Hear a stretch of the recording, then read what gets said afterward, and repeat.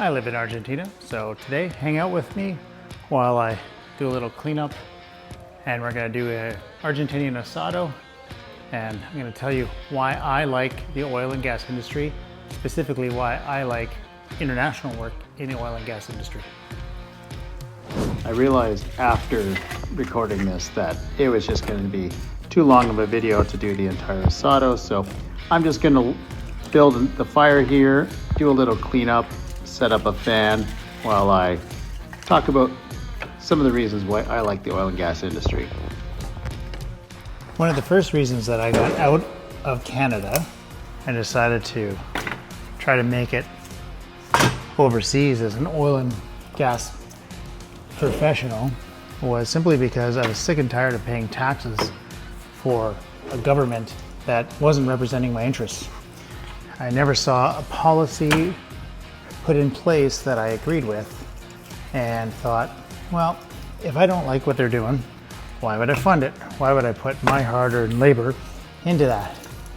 And I've heard the expression, go where your money and your effort is appreciated. And I made that decision to leave Canada in pursuit of that. Don't judge. I'm sure there's Argentinians that are gonna look at this and pull their hair out that I'm not doing it the Argentinian way, but too bad. I'm just doing it my way, and we'll see how it turns out.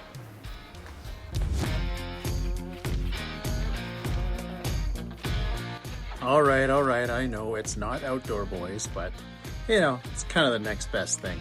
Who doesn't love a fire? This type of wood is called espinillo, and it's popular here in Argentina for doing the asado, and basically makes nice coals to cook your meat on.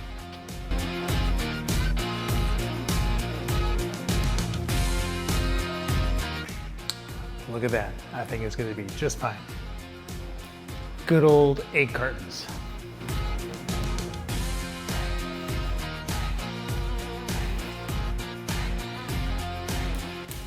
Now that the fire is going nicely, I'm going to do a little cleanup. I got some mopping and some sweeping to do. Don't worry, I'll speed up the video so it's not too painful to watch.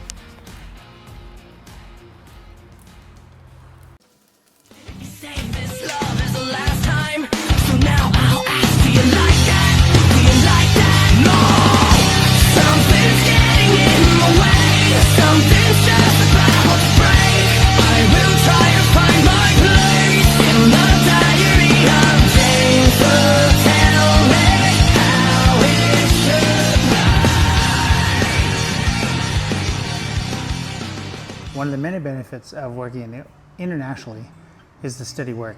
I have work year-round and have had that for nearly a decade without any sort of disruption to my income, unlike if I had worked in Canada or the United States. It's very cyclical, and I would have definitely had an impact to my income.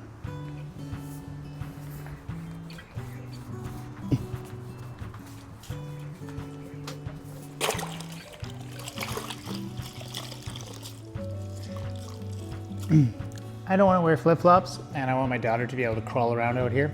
There's a little bit of bird shade on the ground here, so we're going to clean that up and make it suitable for a one-year-old to be crawling around and enjoying the asado with mom and dad.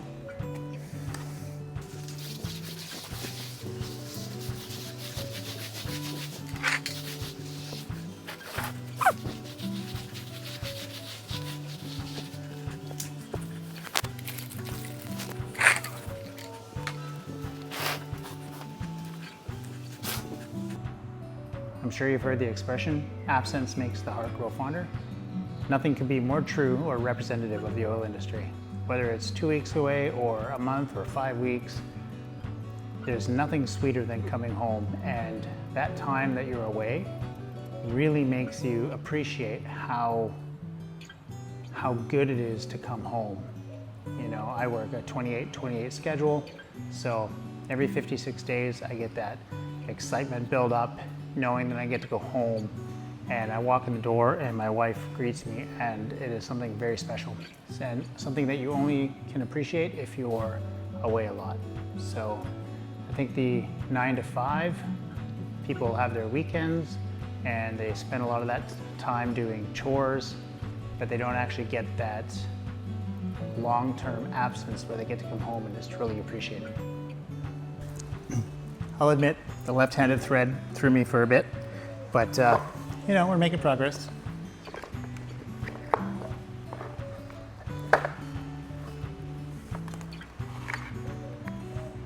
Kind of feel like I should have expected it to be left-handed, considering it's got an arrow right on it, but in all fairness, it's in Spanish, apretar, soltar.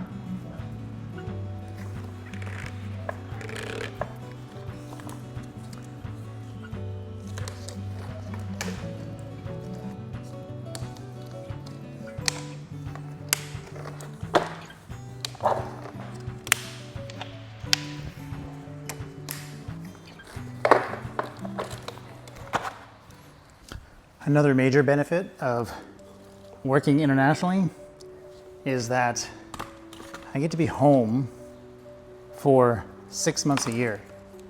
Most people, they get their weekends, and if they're lucky, they get 2 weeks off, some kind of vacation leave. But I get 6 months off a year. And when I'm home, I switch off. I don't have to think about anything to do with being on the rig. I don't have reports. There's no deadlines.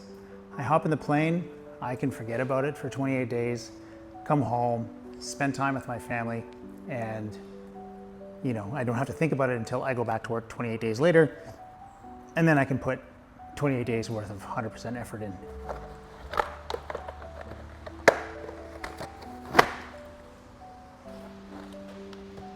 I think that's it. Let's see if it works.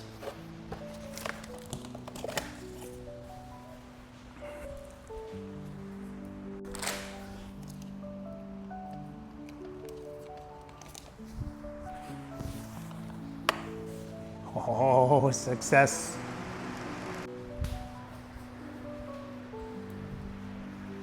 I have to say, one of the things that I really appreciate about working internationally is you always get new technology that you're introduced to.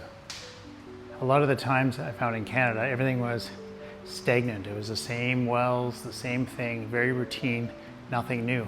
But when you're international, I mean, the costs are so high that companies want to try new things. They're willing to try the newest automation in equipment, or such as, you know, iron roughnecks and pipe handlers, or even, you know, directional steering like Schlumberger Neuro or some other autonomous directional equipment. So you get to see such a diverse amount of new technology that you just wouldn't be exposed to if I was, you know, if I was still working in Canada. So that is something that I really appreciate. Another thing that I really appreciate is the cultural diversity. I know that gets a bad rep. I'm not talking about DEI, but on the rig that I work on, for example, there's 40 different nationalities. So you have people from Russia and Ukraine working side by side, and Kazakhstan and Norway and Malaysia, Philippines, India, North America, you name it. There's people from all over the place, and it just adds to the, you know, diversity of the melting pot of being on the rig, and it makes it interesting. Having that steady income and not an interruption, riding the cycles up and down with the, you know, whatever the market is for oil or gas that day, is a burden that I don't have to deal with, which is liberating and something that I would encourage everybody to seek. So I guess what I'm trying to say is, if you're interested in a career in oil and gas, it's fine to start out in Canada or the United States, working in Odessa, for example, but don't stay there. Develop yourself so that you have the skills and the knowledge so that you are appealing for an international company. Let it be known that you're interested in that type of work if you work for an employer that has international jobs. And when one comes available, don't wait, don't hesitate. If there's an opportunity, take it. And it might not be the most appealing place to work, but by getting your foot in the door, it opens up a whole realm of possibilities that you wouldn't have if you were just working in Canada or in the United States and you never took that leap of faith. So that's my advice to you.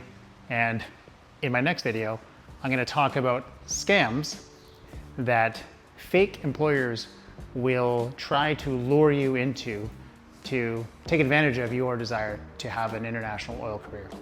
Until then, stay safe, take care, good luck in your career search, and as always, if you have any questions, just leave a note in the comments. I'm happy to address them. I'll answer any and all questions that you might have, and who knows, I might do a future video on something that you comment on, and hopefully by doing that, it'll enable you to prosper in an international oil and gas career.